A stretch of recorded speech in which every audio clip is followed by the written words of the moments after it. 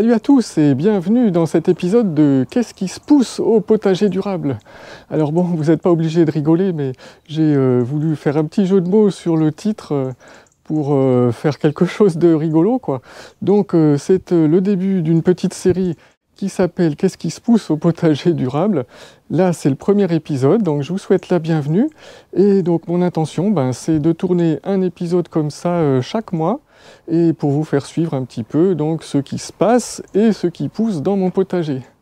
Alors aujourd'hui, nous sommes le 25 janvier 2022, et je vais vous montrer trois choses dans mon potager, trois rubriques. Première chose, qu'est-ce que je récolte en ce moment? Deuxième chose, quels sont les problèmes ou les légumes qui n'ont pas poussé comme prévu, et il y en a quelques-uns, vous verrez.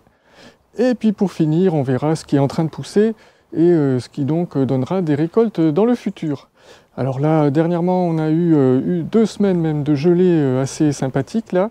Le plus froid qu'il a fait ici, je vous rappelle que je suis à côté de Toulouse, le plus froid qu'on ait eu, c'est moins 5 degrés quand même.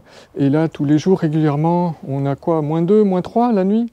Et puis pendant la journée, ça monte à 7, 8 quand il fait beau comme aujourd'hui. Donc voilà, eh bien suivez-moi, on va commencer par voir les récoltes. Alors ici, on a des radis noirs qui poussent. Voilà, des radis noirs qui ont été semés donc à la fin du mois d'août de l'année dernière. Donc là, comme d'habitude, tout ce qui est le feuillage, tout ce qu'on ne consomme pas, ça retourne au sol. C'est du compostage de surface, donc ça va nourrir la terre, ça retourne à la terre. Donc voilà, un radis pas très gros, mais il y a une récolte quand même régulière. Et alors ce que j'ai remarqué avec ces petits radis noirs là, eh bien c'est que après avoir subi un coup de gel, eh bien ils étaient moins piquants qu'avant. C'est-à-dire les récoltes d'aujourd'hui sont moins piquantes que celles de l'automne. Alors là, on va se diriger vers une plate-bande de choux qui avait donc été recouverte par un voile anti-insectes pendant toute la belle saison de l'année dernière pour éviter les altises.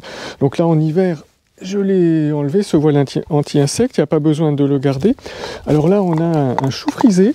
Donc chou frisé, on peut récolter les feuilles, c'est excellent pour faire des soupes. Même, on peut aussi faire des chips de feuilles de kale en les faisant griller au four. Et ce qu'il faut savoir, c'est que les feuilles sont vraiment délicieuses, ou revenues à la poêle aussi, c'est très bon aussi. C'est un légume qui n'est pas très connu, mais qui gagnerait à être mieux connu que ça. Donc celui-là, ce chou, il a été planté à cet endroit-là à la fin du mois de juillet.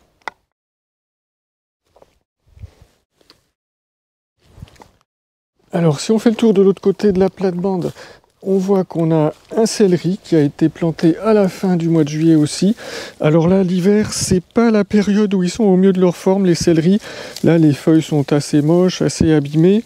Mais on voit que dans le cœur, il y a plein de petites pousses vert clair qui vont pas tarder à sortir. Et au printemps, on va avoir droit encore à une belle récolte avant que ce céleri commence à monter et à faire une fleur, et auquel cas il sera plus consommable parce que les tiges deviendront trop dures. Alors au pied de ces choux là, on voit qu'il y a de la roquette qui a été semée, donc fin juillet aussi, directement semée en pleine terre. Alors la roquette, là, on arrive à la fin de la récolte, ça fait presque 6 mois qu'elle est là, ce qui est beaucoup pour un légume feuille comme ça. Et on voit ici, de ce côté, on voit qu'elle est en train de monter en fleurs là, donc c'est pour ça que je dis que c'est bientôt la fin de la récolte. Donc là, quelques feuilles à chaque fois dans la salade pour agrémenter, ça donne un petit goût vraiment sympathique. Alors si on regarde sur cette plate-bande là, il y avait un rang de poireaux là qui est quasiment terminé de récolter. Là c'est les derniers. Donc des poireaux qui avaient été plantés fin juillet aussi. Là j'avais planté vraiment beaucoup de légumes fin juillet de l'année dernière. Donc on va voir ce que ça donne.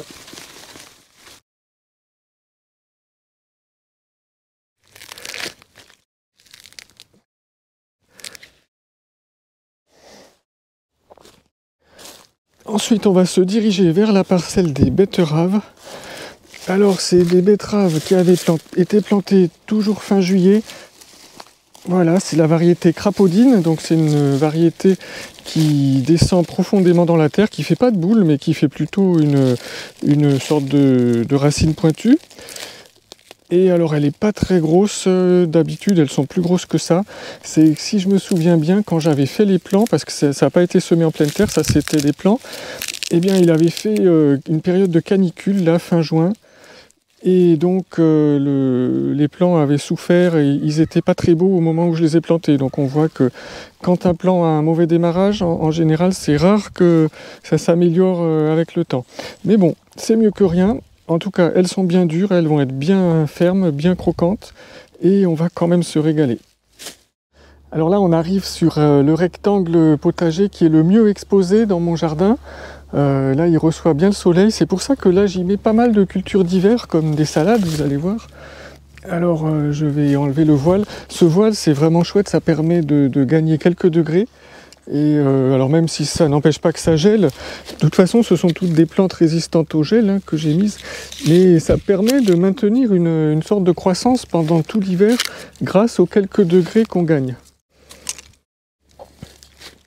Alors, donc c'est du voile P17, un voile de forçage ou voile de croissance, on peut l'appeler des deux manières. Alors, qu'est-ce qu'on peut récolter là-dedans ? Donc il y a pas mal de choses qui poussent, mais c'est plutôt de l'autre côté qu'on va récolter. Donc la majorité de toutes ces salades, elles ont été plantées au mois de septembre dernier. Donc là, on va pouvoir récolter des laitues, de la rouge grenobloise, là, ici. Alors moi, depuis le temps que vous me suivez, vous devez connaître ma technique de récolte feuille à feuille. En fait, je récolte les laitues toujours en prenant les feuilles du tour et je laisse le cœur pousser. Et comme ça, les plants, eh bien, ils peuvent rester en place pendant des mois et des mois. Donc là, depuis le mois de septembre, les premières récoltes, c'était peut-être en octobre. Et donc vous voyez là, ce plan-là, tous les niveaux de récolte qui ont été faits déjà, et ça continue jusqu'à un moment, probablement au mois de mars, où le plan va commencer à monter à graines, et où il ne sera plus comestible. Donc là, les feuilles sont pas énormes, hein, vous voyez, c'est de la pousse d'hiver, ça, il n'y a pas assez de soleil ni de chaleur pour faire des grandes feuilles, mais elles ont vraiment du goût. Et c'est vraiment bon pour se régaler. Donc ça, c'était de la laitue grenobloise. Qu'est-ce qu'on a d'autre ? On a des scaroles aussi, qui sont pas bien grandes, qui ont été semées en septembre aussi. Alors peut-être qu'il faudrait les semer un peu plus tôt pour en avoir des plus grandes, peut-être qu'en fin juillet, début août. Et là, c'est la même manip. On cueille les feuilles de l'extérieur, vous voyez. Et en fait, elles sont pas amères du tout, ces feuilles, hein. Elles sont vraiment faciles à manger, comme ça, avec le reste. Et donc tout le tour, là, regardez, on a des feuilles un petit peu plus grandes. Comme ça, tout au long de l'hiver, j'ai pu avoir des récoltes de scaroles. J'ai également planté des chicorées italiennes qui poussent là, et que je récolte aussi feuille à feuille, c'est toujours la même chose. Donc là, voilà, quand on tire, on a des petites feuilles comme ça. Là, il y a une rouge de ce côté. Voilà, avec des petites feuilles très bonnes aussi. Et alors là, si on s'approche un petit peu par là, on voit d'autres plantes qu'on peut récolter en ce moment. On a de l'ânette ici. En fait, chez moi, l'ânette, il a vraiment du mal à pousser en saison. Il doit faire trop chaud à Toulouse, c'est vraiment pas une plante du sud, hein. Et donc le seul moment où je peux la semer, la planter et la récolter, où ça se passe bien, c'est en automne et en hiver. Donc là, pour manger avec du saumon, par exemple, c'est très bon.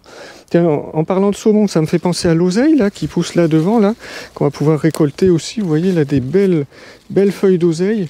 Alors l'oseille, moi, je ne sais pas si je vais en remettre beaucoup l'année prochaine. J'ai un petit peu de mal, parce que je ne sais pas trop comment le cuisiner, en fait. Donc bon, il y a le célèbre saumon à l'oseille. Après, on peut le mettre peut-être avec des œufs sur le plat, ou je ne sais pas trop, mais je ne sais jamais trop comment l'utiliser en cuisine. Alors, si vous avez des tuyaux, n'hésitez pas à les donner en commentaire, ça sera bien intéressant. Et juste à côté de l'oseille, on a un plant de persil. Alors moi, ça fait des années que je m'embête plus à semer moi-même le persil. Là, le semis est tellement capricieux. J'achète à la fin de l'été, au mois de septembre, un plan en jardinerie. En général, c'est livré dans un pot comme ça, il y a 2-3 touffes. Je sépare la motte en 2-3 parties et je les plante à différents endroits du potager. Et donc là, on a une partie qui est là.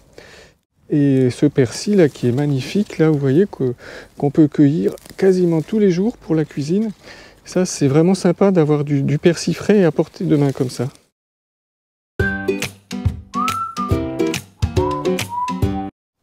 Alors il y a un légume que j'ai vraiment du mal à réussir à l'automne, c'est l'épinard.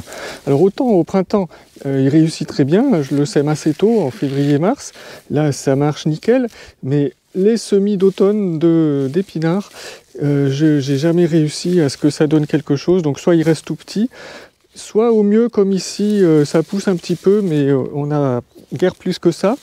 Pourtant j'ai essayé plusieurs variétés, hein. J'ai essayé du monstrueux de Viroflay, du géant d'hiver, mais non, quelle que soit la variété, tiens là il y en a encore un petit peu, quelle que soit la variété, ça ne donne pas plus que ça. Donc je crois que je vais laisser tomber, je vais me dire que dans ma région, avec mon sol, avec la sécheresse de mon sol, c'est pas un légume qui est fait pour cet endroit-là. Et il faut dire que quand je me rappelle quand je les ai semés fin septembre, eh bien, non pas fin septembre, début septembre, eh bien il faisait encore 25-30 degrés pendant la journée. Et donc 25-30 degrés pour un légume de région fraîche, c'est franchement beaucoup, quoi. Donc ça explique peut-être qu'ils se plaisent pas du tout ici. Alors pareil, un légume qui n'a pas trop marché, pourtant qui aurait pu, parce que c'est un moment propice, c'est les fèves, le semis d'automne de fèves. Alors moi j'en fais 2 des semis de fèves, j'en fais un à l'automne, un au printemps. Et ça c'est donc le semis d'automne, on voit là qu'il y a des fèves qui sont un petit peu sorties. Il y en a une là, une là. Alors il devrait y en avoir une là, il n'y en a pas. Il devrait y en avoir une autre là, elle est toute rabougrie. Là, il y en a une qui est à peu près bien, mais on voit qu'elle est un peu grignotée aussi. Bon, etc. On voit qu'il y a pas mal de manquants, en fait. Il y a pas mal de trous. Donc ça, c'est dommage. Et alors, mon analyse, c'est que cette année, enfin l'année dernière plutôt, les fèves, je les ai semées vraiment tardivement. Je les ai semées fin novembre. Alors que d'habitude, je les sème plutôt début novembre. Donc fin novembre, elles ont mis très longtemps pour germer. Là, on voit qu'elles sont pas très grandes. Et à mon avis, c'était trop tard, elles ont été grignotées par des mulots ou d'autres ravageurs, et parce qu'elles n'avaient pas assez poussé à l'automne. Et je voulais vous montrer un autre légume qui pousse pas comme prévu, c'est le brocoli. Le brocoli, voilà, qui fait des fleurs magnifiques en plein mois de janvier. Et les brocolis, c'est pareil, j'ai énormément de mal à en produire parce que c'est une plante qui est très, qui est très sensible à la sécheresse aussi. Alors pourtant, ils avaient été plantés au mois de septembre, mais pareil, ils ont décidé de monter plutôt que de former une pomme. Alors bon, tout n'est pas à jeter, hein. Là on voit, j'ai déjà coupé la tige là, et en fait on s'est régalé, parce que quand on prend une tige de brocoli comme ça, c'est vrai, on peut la faire cuire à l'eau, ou la mettre dans une soupe, et c'est vraiment succulent, c'est un petit goût sucré en fait, et qui est vraiment délicieux, quoi.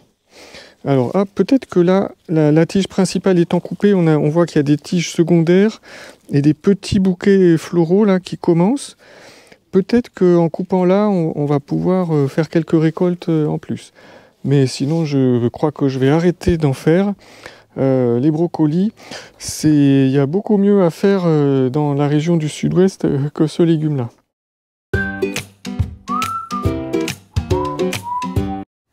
Alors il y a quand même des choux qui poussent bien dans la région, il ne faut pas exagérer non plus. Par exemple celui-là, ça c'est un chou paumé, mais pas les gros choux paumés qui font des grosses boules, non, c'est un chou express. Alors il y en a qui sont pointus, il y en a qui sont plats, celui-là je crois qu'il va être un petit peu pointu.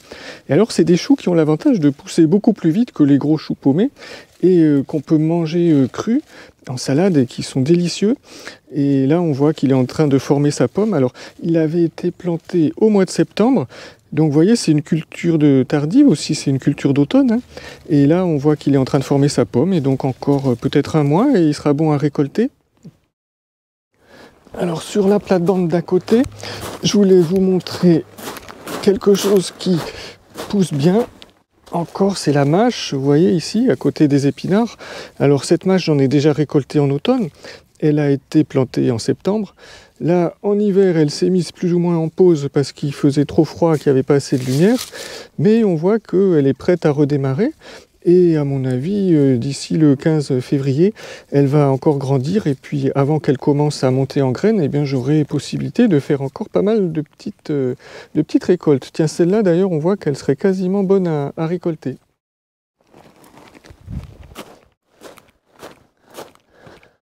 Alors toujours dans les choux, il y a un chou qui réussit très bien ici, un brocoli même. Alors c'est pas un brocoli qui fait une grosse pomme, c'est ce qu'on appelle un brocoli à jet.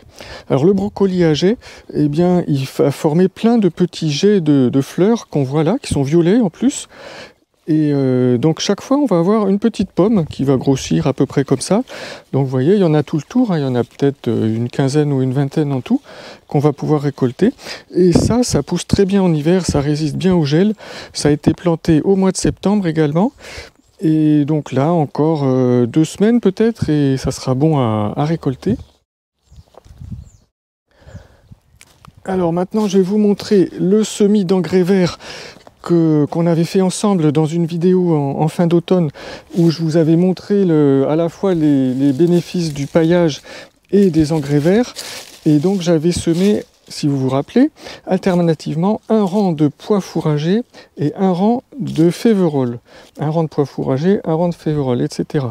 Et donc là, on peut regarder ce que ça donne. Donc le pois fourrager, on voit là, il fait 10 cm de haut à peu près, des fois moins. Là, celui-là, il est joli aussi. Des fois, il y a quelques manquants. Là, ça continue. On en voit d'autres qui ont bien poussé. Et puis à côté, on a la féverolle. Donc elle est là, là. Alors elle est très petite aussi. Elle fait quoi, 5 cm de haut, pas plus. Là, encore un. Donc là, ça va. Il n'y a pas trop de manquants. Un petit peu là, non, on voit la tige. Elle a été grignotée, celle-là. Là, encore une. Encore une. Et là, donc, on a le rang de pois fourragers suivant, le rang de féverolles suivant. Alors, je trouve que tout ça, c'est un peu petit par rapport à ce que j'avais l'habitude de faire les autres années. Et alors, comme je vous expliquais tout à l'heure, c'est que ce semis d'engrais verts, il a été fait vraiment trop tardivement. Il a été fait fin novembre, alors qu'il aurait dû être fait début novembre normalement. Et donc ce retard, ça a fait que les plantes n'ont pas eu assez de chaleur et de temps à l'automne pour se développer assez pendant l'hiver. Donc ça n'a pas joué le rôle de couverture du sol. Alors heureusement que j'avais mis le paillis à côté. Vous voyez, paillis, j'ai pas mis une grosse épaisseur, hein. On voit la terre là qui apparaît assez vite. Mais pour moi, il n'y a pas besoin de plus parce que maintenant, en janvier et surtout en février, eh bien, ce qu'on va chercher, c'est que la terre se réchauffe le plus rapidement possible avec les rayons du soleil. Donc si la terre est couverte sous une épaisseur trop épaisse de paillis, elle va moins vite se réchauffer. Alors que là, on voit que la terre transparaît un petit peu à travers le paillis. Elle va donc se réchauffer plus vite.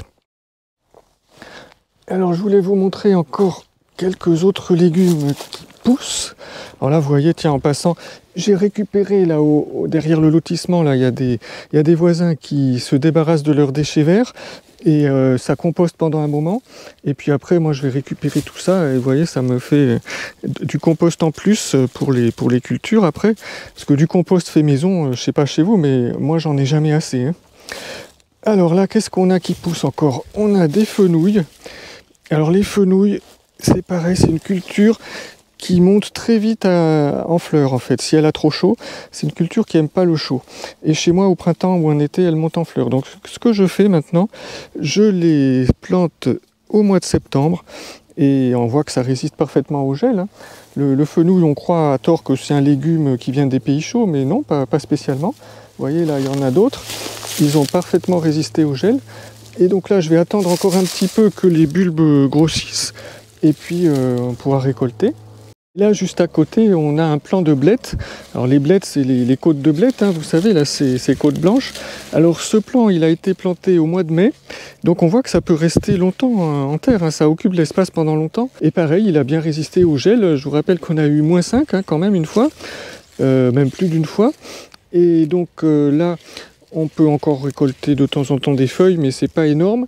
Et comme beaucoup de légumes, il va repartir en février-mars. On va pouvoir faire quelques récoltes encore avant qu'il ne monte en fleurs. Alors pour finir dans ce coin-là, on a quelques poireaux là. Oh, c'était des restes qui me restaient à la fin, donc je les ai mis là. C'est un coin qui ne reçoit pas beaucoup le soleil, donc ils sont encore petits. On va voir ce que ça donne. Et alors là, une plante que j'adore, c'est la facélie. La facélie qui est un engrais vert et qui va pousser au printemps, qui va monter comme ça à 80 cm de haut et qui va faire des magnifiques fleurs violettes que j'adore vraiment. Donc celle-là, elle a été semée au mois d'octobre. Donc on voit qu'elle a bien résisté aussi. Là, un beau tapis de facélie. Alors on revient sur ce rectangle-là pour voir ce qui est en train de pousser. Donc là, on a des petits radis qui ont été semés assez tardivement, là, au mois d'octobre. Donc on voit qu'ils n'ont pas eu le temps de vraiment grossir beaucoup à l'automne. Mais là, on voit les petites racines blanches, là, qui sont déjà un petit peu renflées, je ne sais pas si vous voyez. Donc là, ils ont survécu pendant l'hiver et ils vont bientôt se développer. Juste à côté, on a des laitues d'hiver. Alors les laitues, ce qu'on appelle les laitues d'hiver, c'est des variétés spéciales hiver. Ce sont des laitues qui résistent vraiment aux fortes gelées. Alors on a vu là que la rouge de Grenoble, elle résistait aussi aux gelées, mais s'il devait y avoir vraiment des gelées à moins 10, celle-là, eh bien, elle périrait, alors que celle-là, les laitues d'hiver, elles résisteraient. Il y a de la mâche encore ici qui pousse. On a vu les chicorées italiennes là qui continuent de pousser. Et donc tout ça, ça va encore se maintenir pendant 1 ou 2 mois. Et après, ça sera remplacé par des cultures d'été.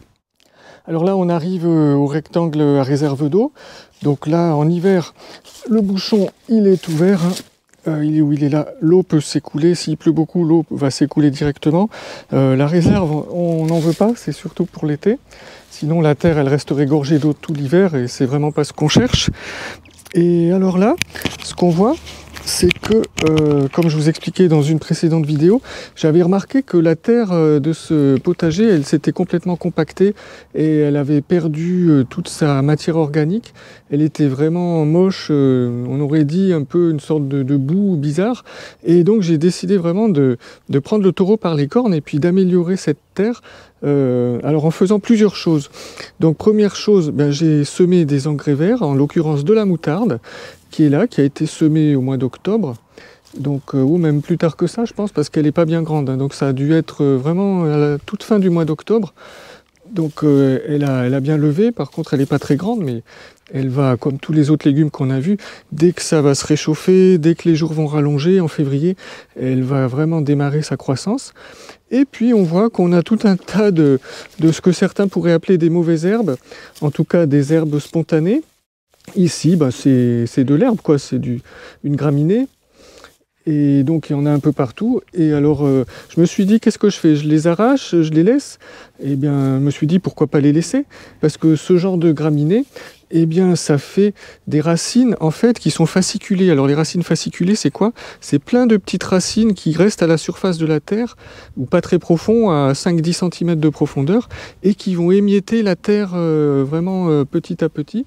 Je ne sais pas si vous avez déjà arraché une touffe, une motte d'herbe, eh bien, vous pouvez vous en rendre compte par vous-même. Et donc, j'ai décidé de les laisser pousser. Et après, un petit peu plus tard, en fin d'hiver, début de printemps, quand je voudrais mettre en culture cette parcelle, eh bien, j'arracherai tout ça. Alors non, c'est pas ce que j'ai prévu. Non, j'ai prévu autre chose. C'est en fin d'hiver, je vais pas arracher, je vais bâcher. Alors c'est pas dans mes habitudes d'utiliser les bâches, mais là c'est vraiment le cas idéal pour que ça marche. C'est-à-dire que là on est quoi, fin janvier, donc peut-être dans 2 semaines, mi-février, ou peut-être fin février, je verrai suivant la biomasse qui aura poussé, parce que l'idéal c'est quand même d'avoir un maximum de feuillage de verre qui va se décomposer. Donc quand je jugerai le moment opportun, j'étalerai une bâche là-dessus, une bâche bien opaque, c'est surtout ça qui est important, c'est qu'elle soit opaque, donc bien noire, bien couvert sur les bords. En plus la surface est vraiment pas très grande, donc ça sera pas compliqué. Et donc ce qui va étouffer toute cette végétation et ce qui va faire qu'elle va mourir, elle va se décomposer. Et donc tout ça, ça va profiter à la terre qui va se bonifier. Et ah oui, j'ai oublié, petit détail, j'ai aussi mis du broyat. Vous voyez ici du broyat, du BRF que j'ai broyé moi-même. Donc j'en ai étalé quand même une couche, une bonne couche. Là, il y a peut-être, je sais pas, 4-5 cm à peu près. Voilà, donc tout ça, cette matière-là qui est plutôt carbonée, cette matière verte qui est plutôt azotée, ça va faire un bon rapport carbone-azote et ça va bien convenir aux micro-organismes qui vont décomposer tout ça et qui vont fabriquer de l'humus à partir de tout ça, ce qui va enrichir, entretenir la fertilité de la terre. Et là, c'est le premier semis de l'année. Quel plaisir de remettre les doigts dans la terre, de manipuler les petites graines et tout ça. Alors, ce sont des laitues, 3 variétés différentes. Il y a de la grenobloise, de la rouge de Grenoble, je veux dire, de la Saint-Vincent, c'est une laitue qui ne pomme pas, donc moi, vous savez que j'adore cueillir les feuilles une par une.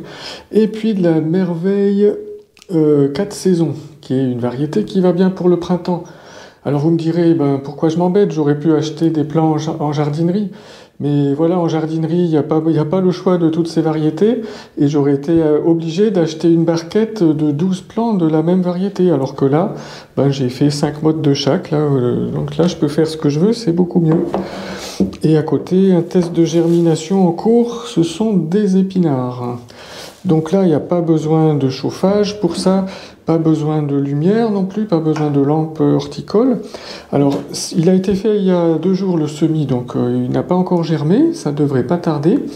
Et dès que les petites plantules sortiront, eh bien j'irai mettre ça dehors, ça résiste au froid, ça résiste au gel, il n'y a pas de souci. Eh bien je le mettrai dans le rectangle qui est recouvert avec le voile de forçage. Comme ça, elles auront des températures un petit peu plus douces, ces laitues, et elles pourront bien se développer.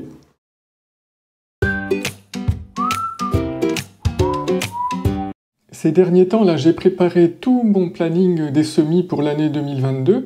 Alors, je fais ça sur l'ordinateur, là, avec un tableur, là. J'ai un fichier avec la liste de tous les légumes que je compte semer cette année au potager. Donc, les légumes, ils apparaissent plusieurs fois parce qu'il y a des échelonnements, en fait. Je sème pas tout d'un coup. Je sème chaque légume plusieurs fois à 15 jours d'intervalle, en fait. Et pour mettre en place toute cette méthode, ben, je m'appuie sur mon guide pratique, là, la planification inversée. En fait, moi j'utilise à chaque fois mes propres guides parce que je les ai écrits pour mon utilisation personnelle et puis ensuite je les mets en forme pour les mettre à la disposition du public. Mais chaque année, je me replonge dedans et j'utilise vraiment exactement la méthode qui est décrite là avec les différents plannings, les différentes listes de légumes, etc., etc. Donc là, sur l'ordinateur, eh bien, j'ai fait pareil, hein. J'ai suivi la méthode, j'ai classé tous mes légumes par quinzaine. Et donc une fois que ce planning est terminé, eh bien, je reporte tout ça dans mon cahier de jardin. Donc là, la dernière édition, l'édition 2022. Donc je vais dans l'onglet qui est l'onglet des tâches. C'est au début, c'est la partie agenda. Et en fait là, je reporte tous les semis que j'ai planifiés pour chaque mois. Donc janvier, il y en a très peu, c'est ceux que je vous ai montrés là dans la salle de bain. Février, ça commence, il y en a un peu plus, mars. En fait, moi je fais des semis quasiment tous les mois de l'année, hein, parce que je fais des très petites quantités et j'échelonne ça tous les 15 jours. Alors, par quinzaine, en fait, je note quinzaine 1, quinzaine 2. Donc, les semis de la quinzaine 1, je les fais vers le 1er du mois à peu près, si la météo le permet, ou un peu plus. Et les semis de la quinzaine 2, ben, je les commence à partir du 15. Et donc, si on regarde au mois de mars, par exemple, eh bien, au mois de mars, on voit que pour les tomates, il y a 2 semis. Il y a un semis quinzaine 1, un premier, et un deuxième semis quinzaine 2. Et en avril, il y a un 3e semis de tomates. Donc c'est comme j'explique chaque année, je fais mes semis de tomates en 3 fois pour éviter les périodes de canicule, les aléas météo, etc. Comme ça, au moins dans les 3 lots, je suis sûr que j'en ai au moins un, mais de préférence 2, même les 3, qui passe à travers tous ces aléas et qui me produit des belles tomates. Si on regarde les petits pois, pareil, hein, au mois de mars, j'ai 3 semis de petits pois, enfin un en février, 2 en mars, qui sont espacés de 15 jours. Ça me permet d'éviter les maladies comme l'oïdium. Si le troisième semis l'attrape, ben, avec un peu de chance, les deux premiers ne l'auront pas.